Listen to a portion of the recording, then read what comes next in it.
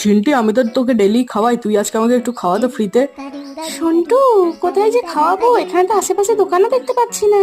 হ্যাঁ ঝিন্টি, দেখ কোথাও আছে, দেখ দেখ।